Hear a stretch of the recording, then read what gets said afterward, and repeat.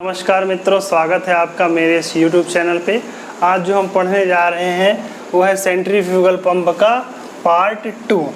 ठीक, तो कल तक हम लोगों ने लगभग सेंट्रीफ्यूगल पंप के बारे में, उसके विभिन्न प्रकार के हेड, उसकी विभिन्न प्रकार के एफिशिएंसी, उसकी वर्किंग लगभग हम लोगों ने जान ली थी। आज हम जो डिस्कस करने जा रहे हैं वो है कि minimum speed for centrifugal pump. Minimum speed for centrifugal pump. ठीक, पंप की मिनिमम स्पीड क्या होनी चाहिए जिसके बाद वो डिलीवरी देना शुरू करेगा, मतलब उसके बाद ही उसका डिस्चार्ज शुरू होगा।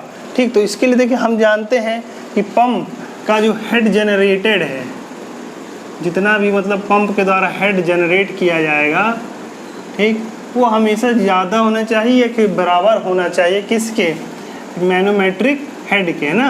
वो हमेशा मैनोमेट्रिक हेड से कितना होना चाहिए, तो ज़्यादा होना चाहिए या फिर उससे अधिक होना चाहिए। क्योंकि जब तक मैनोमेट्रिक हेड की इक्वल नहीं होगा तब तक पंप क्या है, कोई भी प्रकार का डिस्चार्ज नहीं दे पाएगा।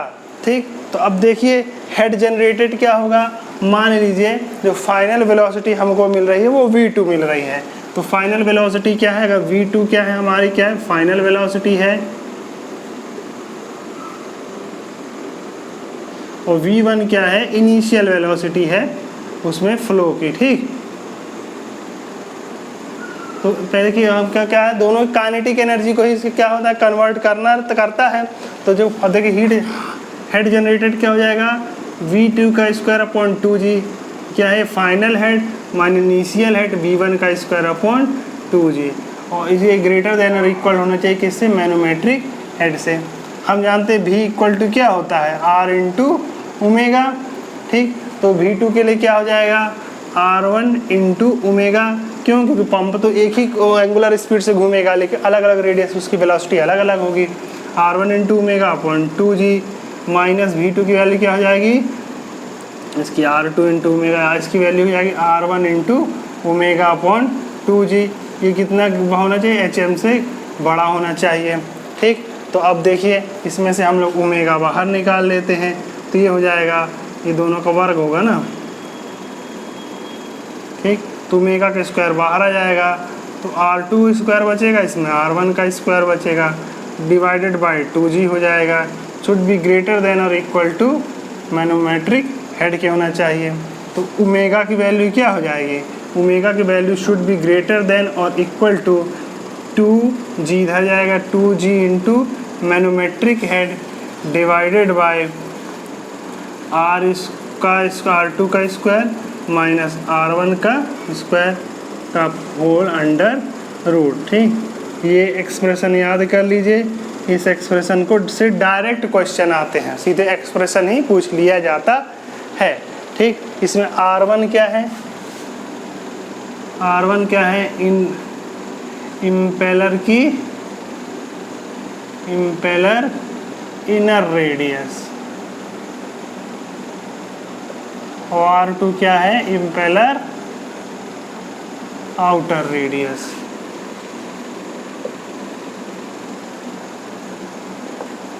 ठीक, तो ये क्या है, पंप की मिनिमम स्पीड का फार्मूला है। इसका एक्सप्रेशन कभी कभी डायरेक्ट ही पूछ लिया जाता है। ठीक, अब देखिए इसमें अब हम बताएंगे आपको प्राइमिंग क्या होता है। देखिए प्राइमिंग क्या होता है, देखिए जो भी सेंट्रीफ्यूगल पंप होता है वो जो हेड जनरेट करता है वो हमेशा उस लिक्विड के हेड के रूप में जनरेट करता है जो उसके भीतर उपस्थित है। सपोज मान लीजिए कोई सेंट्रीफ्यूगल पंप है, ठीक, वो क्या करता है, उसमें हमने कोई भी लिक्विड नहीं भरा या उसका लिक्विड लीकेज हो गया तो एकदम खाली, उसके अंदर क्या है, एयर है। ठीक, और उसी फॉर्म में हमने उसको चला दिया, तो अगर हम उसको एयर के फॉर्म में चलाएंगे तो जो हेड जनरेट होगा किस फॉर्म में होगा, एयर का कॉलम जनरेट होगा, यानी एयर का हेड ऑफ एयर जनरेट होगा। कैसा होगा, हेड ऑफ एयर जनरेट होगा। जो एयर हेड जनरेट होगा या प्रेशर जनरेट होगा, प्रेशर हेड, वो क्या हो जाएगा, प्रेशर हेड किसका होगा, एयर का जनरेट होगा। और अगर हम इसी को वाटर से कंपेयर कर दें, ठीक, तो क्या होगा, pressure of water, pressure head of water. ठीक। तो जब देखिए दो प्रकार के हेड को हम लोग कंपेयर करना होता है तो फार्मूला क्या होता है, rho into G into H. तो इसके केस में रो क्या होगा, रो ऑफ एयर इंटू जी, तो दोनों तरफ सेम हो जाएगा, और हेड ऑफ एयर अगर लें, ठीक। और यही क्या होगा अगर वाटर के लिए, तो rho into W into G into H of water ले लेंगे, अगर इसका हेड वाटर का जनरेट होना है। तो देखिए अगर हम दोनों इक्वल रखें तो हम पाएंगे कि हेड ऑफ वाटर कितना आ जाएगा, हेड ऑफ वाटर की वैल्यू हो जाएगी rho A into H A divided by rho W. तो एच डब्ल्यू की वैल्यू देखिए कितना हो जाएगा, रो ए, एयर की डेंसिटी कितनी होती है, एयर की डेंसिटी होती है 1.29 kg पर metre cube into H A मान लीजिए एयर का हेड है, डिवाइडेड बाय क्या हो जाएगा, divided by rho W, water की हेड कितना है 10⁻3। तो देखिए वाटर का हेड अपॉन एयर का हेड, हेड ऑफ एयर, तो दोनों का अनुपात कितना आ जाएगा, ये अनुपात लगभग आ जाएगा 0.00129, ठीक। तो मतलब कि जो हमको हेड प्राप्त होगा वाटर का वो लगभग इतना कम प्राप्त होगा, मतलब हमको जो एयर के अगर उसी में वाटर होता तो जो हेड प्राप्त होता वो काफ़ी ज़्यादा होता, जो अगर एयर है तो उसका जो हेड है काफ़ी मात्रा में कम है। तो मतलब जो पंप द्वारा हेड जनरेट किया जाएगा वो एयर के फॉर्म में होगा, तो वो एयर को अगर हम लोग वाटर से कंपेयर करते हैं तो काफ़ी कम आ रहा है, तो जिससे पता चलता है कि तो इतने कम हेड से वाटर तो नहीं उठ पाएगा, ठीक। तो इसीलिए क्या किया जाता है कि जब भी किसी पंप को चलाना जाता है या किसी पंप को चलाने वाले होते हैं तो सबसे पहले जो भी लिक्विड उससे हमको पंप करना है उसको उसके अंदर पूरी तरह से फिल कर दिया जाता है, जिससे क्या है कि जब इस पंप को चलाया, जब हेड जनरेट करे तो उसी लिक्विड के हेड के फॉर्म में जनरेट करेगा, जिससे हमको क्या है वो लिक्विड आसानी से पंप किया जा सकेगा। तो ये जो प्रक्रिया कहलाती है कि जब किसी पंप को चलाने से पहले उसमें उसी लिक्विड को फिलअप कर दिया जाता है जिसे पंप किया जाना है, अथवा उससे हैवी लिक्विड को भी फिलअप किया जा सकता है। क्यों? क्योंकि हैवी लिक्विड भी अगर उसमें फिलअप कर देंगे तो उससे जो हेड जनरेट होगा वो इतना होगा कि वो कम लाइटर लिक्विड को आसानी से पंप अप कर सकेगा। तो यह जो प्रक्रिया कहलाती है कि खाली पंप को उस लिक्विड के द्वारा भर देना जो हमको पंप करना है, यह प्रक्रिया कहलाती है प्राइमिंग। अगला जो हम पढ़ने जा रहे हैं वो है NPSH। NPSH, ठीक। NPSH को कहते हैं नेट पॉजिटिव सक्शन हेड, ठीक। अगला जो हम पढ़ने जा रहे हैं वो है नेट पॉजिटिव सक्शन हेड, ठीक। NPSH कहते हैं नेट पॉजिटिव सक्शन हेड। हमने आपको एक बार फ्लूइड प्रॉपर्टीज़ में और दूसरा जब हाइड्रोलिक टरबाइन का रिएक्शन टरबाइन बता रहे थे उसमें भी आपको कैविटेशन के बारे में बताया था।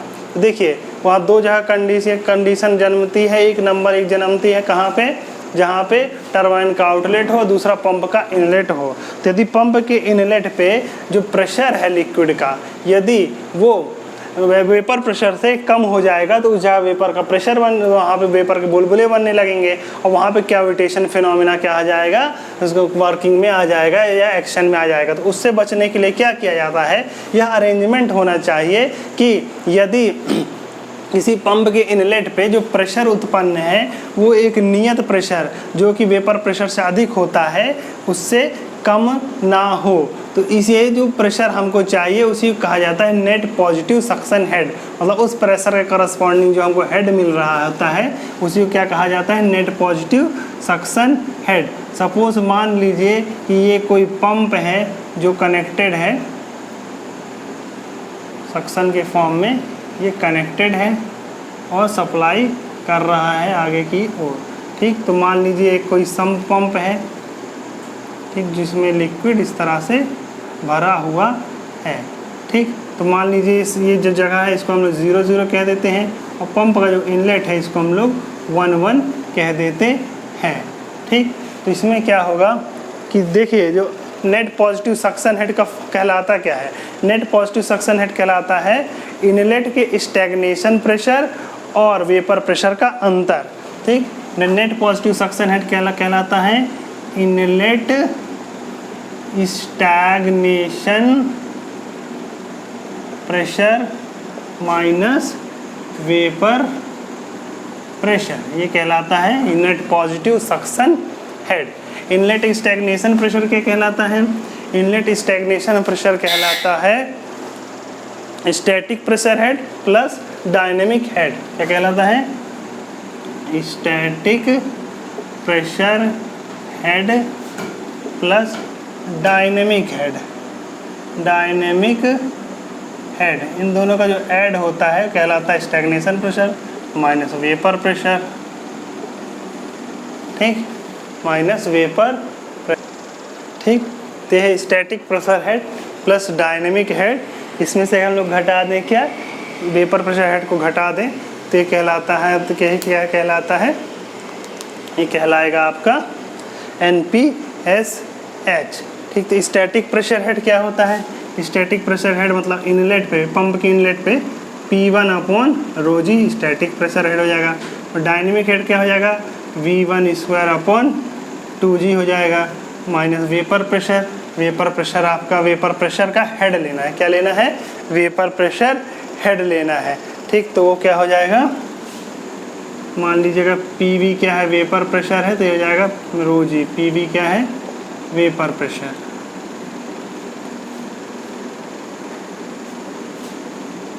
वेपर प्रेशर, ठीक। अब देखिए, यदि हम point 1 2 between 1 and 2 Bernoulli equation लगा दें,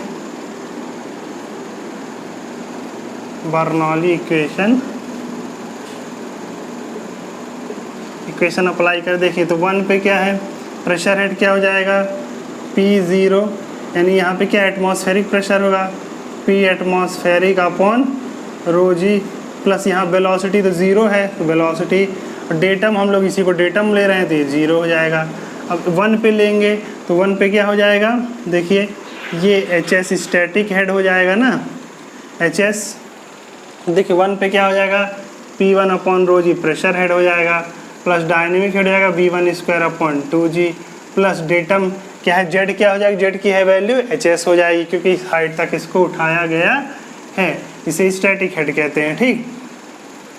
इसमें से हम लोग वेपर प्रेशर हेड को अभी घटाना नहीं है, सो ये बर्नौली इक्वेशन अप्लाई किए तो देखिए इन दोनों की वैल्यू क्या हो जाएगी? इन दोनों की वैल्यू, इतने की वैल्यू K है, ये बराबर हो जाएगा P एटमॉस्फेरिक माइनस ρg, ठीक।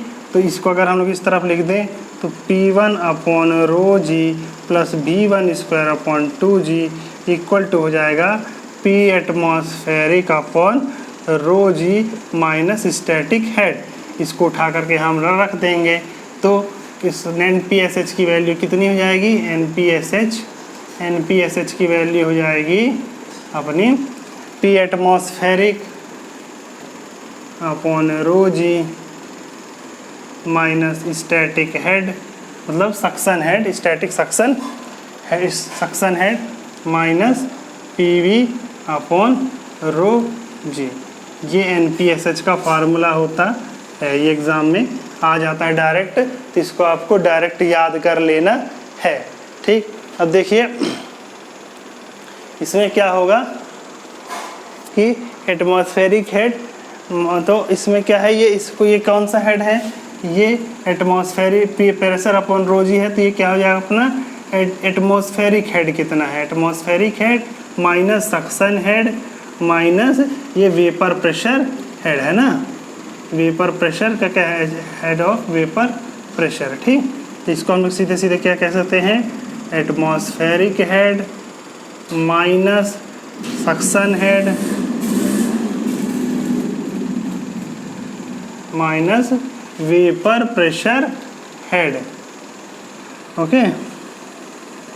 इस पे देखिए, ये बहुत सरल सवाल बन जाता है, दिया होता है कि किसी जगह पे एटमॉस्फेयर का दाब दिया होता है, साथ में उस जगह पंप का सक्शन प्रेशर पूछ दिया होता है, सक्शन, ठीक, और उसके अलावा वेपर प्रेशर पूछ लेता है और NPSH दिया होता है, तो इसको हम लोग सीधे सीधे रख के सॉल्व कर सकते हैं। तो NPSH का formula atmospheric head minus suction head minus vapour pressure head, सबको हेड पे कन्वर्ट कर लेंगे, तो इस तरह से हम लोग NPSH सॉल्व कर सकते हैं, ठीक।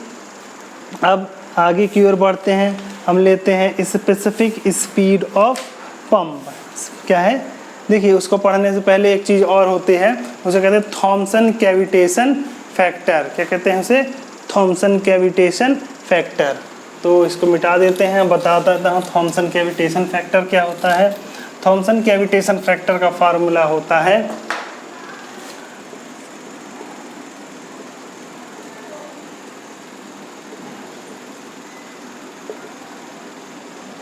कैविटेशन फैक्टर, ये बराबर होता है NPSH divided by manometric head. HM क्या है? मैनोमेट्रिक हेड है, मैनोमेट्रिक हेड। ठीक, HM क्या है? मैनोमेट्रिक हेड है। ठीक, तो थॉमसन कैविटेशन फैक्टर को सिग्मा से दर्शाया जाता है। तो सिग्मा की वैल्यू हमेशा से ही सिग्मा डैश क्या है? Critical Thomson cavitation factor.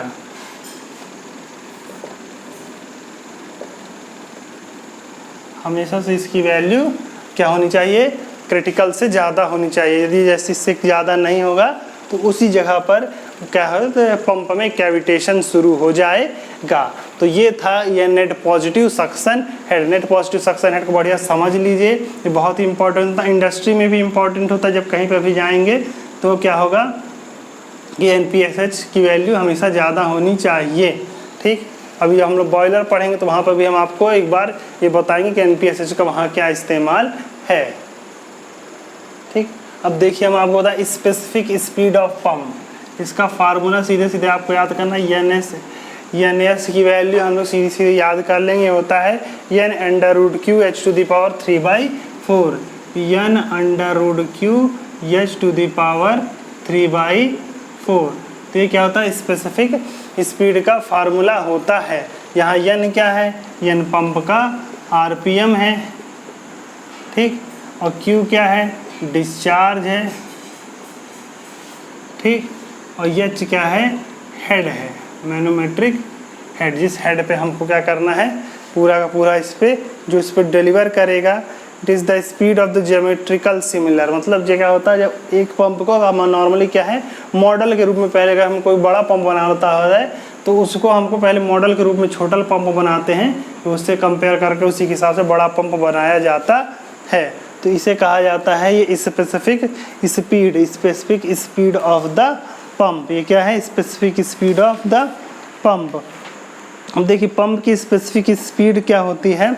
अगर रेडियल फ्लो पंप है, कैसा? हमने 3 तरह के पंप आपको बताए थे, रेडियल फ्लो, एक्सियल फ्लो और टेंजेंशियल फ्लो। टेंजेंशियल फ्लो 3 तरह के पंप बताए थे, रेडियल फ्लो, टेंजेंशियल फ्लो, ठीक, और इसके अलावा एक्सियल फ्लो। ठीक, तो देखिए जो रेडियल फ्लो होता है उसमें क्या है, लगभग 10 से लेकर के 80 तक होती है इसकी स्पेसिफिक स्पीड। स्पेसिफिक स्पीड की वैल्यू क्या होती है इसके लिए? 10 से लेकर के 80 तक होती है। वहीं अगर एक्सियल फ्लो पंप है तो इसकी वैल्यू 160 से लेकर के लगभग 400 होती है। और जो टेंजेंशियल फ्लो है उसकी वैल्यू 60 से लेकर के लगभग 160 तक होती है। ठीक, तो ये हो गया आपका पंप की स्पेसिफिक स्पीड। अब देखिए पंप की मल्टी स्टेजिंग क्या कर, देखिए आगे देखिए पंप का कनेक्शन। देखिए पंप में पैरेलल में कनेक्शन, पंप का सीरीज में कनेक्शन। देखिए जब हमको क्या है डिस्चार्ज अधिक चाहिए, मतलब Q क्या है अधिक चाहिए, Q की वैल्यू अधिक होनी चाहिए, जबकि प्रेशर की वैल्यू क्या है चेंज नहीं है, सेम प्रेशर। मतलब जो प्रेशर डिफरेंस है उसमें अगर कोई ज़्यादा अधिक चेंज, वही सेम चेंज चाहिए दो पंपों के बीच में, लेकिन डिस्चार्ज अधिक चाहिए, तब हम लोग कैसा पंप यूज करेंगे? पैरेलल में यूज करेंगे। लेकिन यदि हमको हाई प्रेशर चाहिए, प्रेशर की वैल्यू कैसी चाहिए? हाई चाहिए, लेकिन डिस्चार्ज की वैल्यू क्या है? सेम चाहिए। ठीक, तब हम लोग क्या करेंगे? सीरीज में यूज करेंगे। ठीक, देखिए पैरेलल पंप में, पैरेलल में कैसे होते हैं? पैरेलल में जो उनका सक्शन होता है, सक्शन पॉइंट जो होता है पंप का, और जो डिस्चार्ज पॉइंट होता है या डिस्चार्ज लाइन होती है वो दोनों की सेम होती है। तो इस प्रकार के पंप को कहा जाता है कि पैरेलल में है। ठीक, जब सक्शन क्या है, एक पंप का डिस्चार्ज जो है वो दूसरे का सक्शन बन जाता है, तो इसको कहा जाता है पंप इन सीरीज कहा जाता है। इस प्रकार की कंडीशन में हमको डिस्चार्ज अधिक मिलता है लेकिन प्रेशर में ज़्यादा अंतर नहीं मिलता, प्रेशर में सेम रह जाता है। इसमें क्या प्रेशर लगातार बढ़ता जाता है लेकिन डिस्चार्ज क्या है, सेम रह जाता है, क्योंकि डिस्चार्ज जो यहाँ से लिए वही यहाँ दे दिए, वही यहाँ दे दिए, तो कंटिन्यूस बना रहेगा। अब देखिए समस्या क्या आती है इस प्रकार के डिस्चार्ज में। देखिए जो सेंट्रीफ्यूगल पंप होता है वो सक्शन कहाँ से लेता है, हमेशा आई से लेता है। कहाँ से लेता है, आई से लेता है। ठीक, तो मान लीजिए पहले पंप ने जो सक्शन आई से लिया वो उसका डिस्चार्ज है, इसके बाद जब डिस्चार्ज इसकी पाइप जाकर के वापस उसको आई पर ही हमको देना, सक्शन देना पड़ेगा। तो जिसके लिए हमको क्या है, पाइप को कई बार बेंड करके उसके आई तक पहुंचाना पड़ता है। तो इसमें क्या है, पाइप में लॉसेस बहुत अधिक होते हैं। तो जब पंप सीरीज में होते हैं तो उसमें क्या होते हैं, लॉसेस अधिक होते हैं। ठीक, अधिक मात्रा में लॉसेस होते हैं, friction loss, friction loss, bend loss. ठीक, जबकि पैरेलल पंप में क्या है, उनका एक ही सक्शन होता है, एक ही जगह डिस्चार्ज होता है, तो इसमें क्या है, लॉसेस क्या है, कम होते हैं। ठीक, लेकिन जैसे जैसे ज़रूरत पड़ती है उसी के हिसाब से पंप को हम लोग यूज़ किया जाता है। ये कुछ पॉइंट मैं बताने जा रहा हूँ, ये एकदम डिक्टो याद कर लीजिए। इसका फॉर्मूला बहुत बार पूछ लिया जाता है कि किसी पंप में कौन सी चीज़ किसके प्रोपोर्शनल होती है, ये तो बहुत पूछा जाता है। किसी पंप का पावर किसके प्रोपोर्शनल होता है, ठीक, बहुत ही बार पूछा जाता है। देखिए किसी टरबाइन के लिए जो वेलोसिटी होती है, पेरिफेरल वेलोसिटी u, वो अंडर रूट ऑफ h, उसके हेड अवेलेबल के अंडर रूट के प्रोपोर्शनल होती है। जो डिस्चार्ज होता है वो भी हेड के अंडर रूट के प्रोपोर्शनल होता है, और जो पावर होता है वो h⁴/2 के प्रोपोर्शनल होता है। और पंप के केस में हेड जो होता है n स्क्वायर के प्रोपोर्शनल होता है, q जो होता है वो वो n के प्रोपोर्शनल होता है, जबकि जो पावर जो होती है n⁻³ के प्रोपोर्शनल होती है। तो ये जो था अभी तक आपने पढ़ाया, हमने आपको पढ़ाया, ये है आपको सेंट्रीफ्यूगल पंप के बारे में है। ठीक, नेक्स्ट चैप्टर हम लोग रेसिप्रोकेटिंग पंप के बारे में पढ़ेंगे। ठीक, तब तक के लिए आप लोग तैयारी बनाए रखें, तैयारी करते रहिए, क्योंकि कोई भी लक्ष्य बड़ा नहीं, हारा वही जो लड़ा नहीं। धन्यवाद।